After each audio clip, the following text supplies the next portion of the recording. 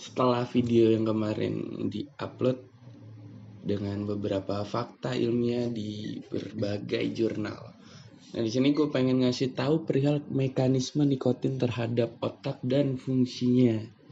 Sini udah gue coba buatin urutannya gimana berdasarkan gambar-gambarnya. Nah, di sini gue mau ngasih tahu juga bahwasanya inilah yang terjadi ketika nikotin masuk ke tubuh dan terproses oleh otak.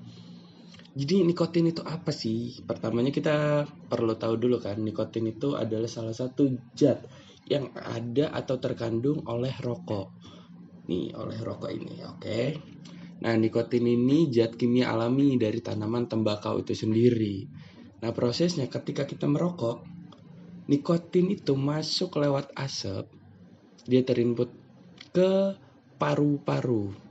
Nah, diserap oleh paru-paru ini. Nah, nikotin itu bentukannya itu larutan lemak atau bahasa ilmiahnya itu disebut lipofilik. Nah, dia ini gampang banget nyebrang langsung ke darah, makanya ada istilahnya itu boosternya, bisa langsung ngeboost itu ke darah dikarenakan nikotin ini bentukannya itu lipofilik. Ya, lipofilik. Larut lemak. Nah, proses dari paru-paru langsung ke darah ini kurang lebih 10-10 detik untuk langsung terserapnya, secepat itu dia. Nah, proses langsung dari darah ini nikotin atau kandungan di si rokok itu, nikotin itu masuk ke darah, tertempel ke darah. Darah itu kan ngalir ke seluruh tubuh bahkan ke otak.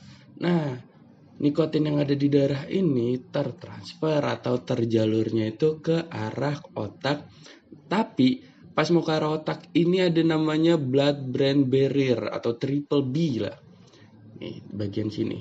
Nah, blood-brain barrier atau triple B ini modelnya ini kayak pagar lah. Dia penyaring zat-zat kimia yang mau masuk ke bagian otak. Ini si triple B-nya tuh. Nah, sampai ke triple B ini, dia langsung nyari targetnya nih, si nikotin ini nih. Aliran yang masuk di darah ini langsung nyari targetnya yang itu. Ini nih. Ini namanya ini reseptor nikotin reseptor nikotinik acetilokin. Nah, dia langsung nyari target reseptor ini nih yang menstimulus dampak-dampak selanjutnya dari si ini. Nah, si reseptor ini terkonek sama si nikotin itu. Nikotin itu masuk ke sini, ke input sini. Nah, si reseptor nikotinik acetilokin ini itu tuh bentukan pintu masuk protein yang ada di membran sel ataupun sel saraf neuron nih, bagian neuron ada di sini nih. Ini neuron, ini namanya dendrit, sini ada soma, di sini ada terminal akson, di terminal akson itu ada vesicle nih. Nah, di dalam vesicle itu ada kotak lah, ada kantong itu, nah isinya itu neurotransmitter, kurang lebih gitu.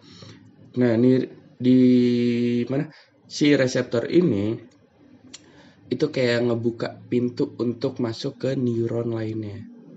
Nah, di sini nih ada beberapa. Oh iya, ding ada penjelasannya, ding di sini. Blood-brain barrier itu semacam pagar ketat yang nyaring zat kimia, pintu protein. Nah, neurotransmitter itu zat kimia otak. Ya kita pernah denger lah, ada namanya dopamin, neuroperin, serotonin, dan ini ada GABA. GABA ini salah satunya untuk bagian ngerem diri lah gitu, untuk kewaspadaan. Lanjut ke sini, dari nikotin udah masuk ke triple B, terus nyari target ataupun terkoneksi ke reseptornya ini, reseptor nikotinik acetylcholine, itu masuk ke sel neuron, masuk dari dendrit ke soma, nanti masuknya ke vesicle gitu. Vesicle itu kan bagian ujung akson yang ada kantong isinya neurotransmitter. Nah, ketika si nikotin itu nempel, pintu ion-ion ini terbuka nih. Nah, ion ini terbuka, bikin neuron ini gampang nembak sinyal untuk mecahin si neurotransmitter ini. Jadi dia masuk ke sini, diproses di sini. Ini prosesnya itu lewat salah satunya juga ada namanya impuls aliran listrik yang di bagian otak atau sel itu sendiri. Nah, ketika dia ditembak, des. Nah, ada namanya itu ACH. ACH itu enzim acetylcholinesterase. Nah, itu yang salah satunya bikin nembak ke bagian vesicle ini yang isinya ada neurotransmitter. Nah, neuron ini atau sel ini juga kebanjiran aktivitas, akhirnya neurotransmitter ini banyak yang dilepaskan ataupun pecah si kantong itu. Nah, nikotin bikin neuron lepas, banyak si neurotransmitter itu pecah ataupun bereaksi dari stimulus si nikotin yang dibawa ke sel neuron ini. Nah, neurotransmitternya itu ada namanya dopamin. Dopamin ini dilepas untuk bagian memotivasi, reward dan lainnya. Nah, masuk ke di sini nih neurotransmitter nih. Dopamin dilepas itu untuk rasa reward, motivasi sama puas. Nah, ada juga namanya glutamat di bagian neurotransmitter ini, di kantong-kantong ini. Glutamat itu bikin reaksi koneksi antar otak lebih kuat, buat memori iya, buat kita belajar juga iya. Jadi bikin ada namanya di sini nih, apa namanya, sinap celah kecil dari neuron ke neuron atau sel otak ke sel otak lainnya itu bikin terkoneksi lebih kuat gitu. Jadi sambungannya lebih mantap. Nah, ini prosesnya untuk jangka memori, untuk belajar juga. Gitu. Ada namanya norepinefrin juga nih. Ini untuk ningkatin waspada kita. Bikin kita lebih waspada. Itu tetap ada di modelan sistem otak atau disebut juga sistem limbik lah. Nah, ada namanya serotonin. Serotonin ini untuk bikin mood lebih stabil, ngurangin cemas. Ini bisa paketan sama si norepinefrin ini. Oke, nah yang terakhir ada GABA. Itu neurotransmitter yang keluar. GABA itu bisa dianalogikan sebagai rem otak lah. Tapi nikotin ini bikin rem ini kurang efektif, jadi dopamin yang lebih dominan. Jadi lebih rasa reward, puas, dan lainnya. Nah, kalau udah neurotransmitter ini keluar, ini udah keluar di sini terpecah, itu masuknya ke sini nih, ke bagian sistem otak lainnya. Nah, kombinasi sebenarnya gini, kombinasi neurotransmitter ini yang bikin nikotin terasa lebih kayak booster otak lah gitu. Bikin fokus lebih baik, mood lebih stabil, memori lebih tajam, gitu. Sama kayak jurnal yang sebelumnya udah ditampilin itu si Green HJ tahun 2024 menyatakan bahwasanya nikotin yang terkandung di rokok itu bikin mood stabil dan lainnya. Nah, neurotransmitter itulah sebenarnya yang bikin ada aktivitas atau reaksi pada diri kita, yaitu lewat otak gitu. Nah, bagian otak yang terpengaruh oleh si neurotransmitter ini ada namanya prefrontal cortex. Prefrontal cortex itu bagian sini. Nah, prefrontal cortex itu pusat fokus atau atensi perencanaan kita lah gitu. Kalau mikir jernih kita lagi pakai itu. Nah, ada juga namanya hipokampus. Hipokampus itu dia bagian otak atau pustakawan otak lah gitu. Dia pustakawan otak untuk memori gitu. Nanti sebenarnya hipokampus itu masuk ke bagian korteks lainnya lah gitu. Nah, yang terpengaruh itu ada 5. Dari bagian otak ini ada 5. Yang pertama itu prefrontal cortex atau PFC tuh. Yang kedua hipokampus, dia pustakawan otak. Yang kedua talamus. Nah, si talamus ini bagian pensortiran, apapun masuk panca indera itu masukkan ke sini dulu. Contoh dari mata kita menangkap gelombang cahaya, retina ngasilin impuls jalan ke talamus langsung nyortir ini. Oh, ini bagian visual nih, gelombang cahaya, masukin ke prefrontal cortex. Visual cortex. Nanti kalau dari lidah nih, gustatory cortex itu apa? Si talamus itu bagian nyortir lah. Nah, yang terpengaruh juga di bagian dari nikotin ini ada namanya amigdala. Amigdala itu pusat sensasi dan emosi.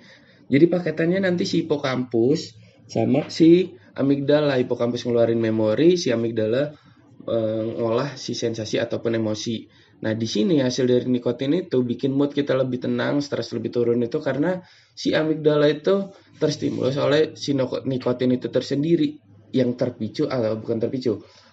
yang udah terproses dan menghasilkan neurotransmitter yang keluar atau zat kimia otak ya, dopamin, glutamat, norepinefrin, serotonin, dan GABA gitu. Kenapa bisa kayak gitu tuh? Kenapa bisa jadi nikotin masuk ke transmitter, neurotransmitter pecah dan ngasilin reaksi di sistem limbik ataupun di otak ini? Karena setiap area otak ini punya kepadatan reseptor sendiri. Nah, reseptornya itu ya ini reseptor nikotinik acetylcholine. Nah, jadi nikotin itu gampang menguasai area tersebut karena kandungannya dan lainnya. Nah, efek psikologi atau kognitif yang udah dibahas di jurnal juga sebelumnya itu, dari rutean dari sini, itu ngebikin atensi naik, gampang fokus. Terus juga yang working memorinya lebih kuat, bisa disimpan di info sementara di hipokampus tuh, masukin ke korteks, bisa disimpan. Contohnya ngingat hal-hal kayak nomor telepon dan lainnya gitu. Nah, dan juga si Valentine kemarin itu kan di jurnalnya kan dia ngasih tahu kalau sistem motorik pun bisa terstimulus ataupun ada manfaatnya untuk di sistem motoriknya. Bisa lebih tajam, lebih lebih smooth dalam pergerakannya, lebih presisi gitu. Gerakan-gerakan kecil kayak nulis, main gitar bahkan gitu. Nah, mood stabil juga. Jadi reaksinya seperti itu kurang lebih. Nah, kenapa nikotin ini bisa bikin manfaat? Karena nikotin ini mirip acetylcholine yang gampang ngaktifin reseptor ini tadi. Nah, ketika itu udah aktif, neuron ataupun sel otak ini makin aktif, si otak kebanjiran neurotransmitter ataupun dopamin, glutamat, terus juga serotonin, GABA dan lainnya. Nah, area otak yang terkena atau terfokusnya itu sebenarnya itu ada di amigdala lah. Salah satunya yang terkuat karena dia itu salah satu pusat pengontrolan emosi, pengendalian emosi gitu. Jadi kurang lebih ternyata bahwasanya rokok yang mengandung nikotin gitu itu ada pengaruhnya atau dampak untuk fungsi kognitif kita. Rutenya tadi kita ngerokok masuk paru-paru, nikotin nembus ke darah, darah yang ngebawa nikotin itu disortir sama triple B, blood brain barrier, abis itu dia nyari target ataupun ngonekin ke reseptor nikotinik, acetylcholine. Nah, acetylcholine ini memicu lagi reaksi dari neuron yang dari dendrit, soma, vesicle, akson, terminal akson, ada vesicle. Di vesicle itu ada kantong namanya neurotransmitter. Ketika impulsnya kena, masuk di sini neurotransmitter pecah, masuk ke synapse, jalan ke synapse, salah dari antara neuron, habis itu bikin siklus yang itu yang terjadi, udahnya diproses sama bagian-bagian otak di sini. Ada PFC, tadi prefrontal cortex, ada amigdala dengan pengontrol emosi yang bikin sensasi dan emosional ya, maksudnya perasaan. Nah, ada juga paketannya sama hipokampus, itu reaksi terhadap memori gitu-gitu. Jadi ini tambahan ternyata di sini ada. Ternyata di sini ada prefrontal cortex, pusat fokus, ada atensi, ada perencanaan, lebih konsentrasi, mikir jernih dan lainnya tuh. Hipokampus, pusat memori jangka panjang. Sebenarnya nggak full ya. Hipokampus itu pustakawan lah. Itu diopernya ke korteks, ada selaput bagian otak lah gitu.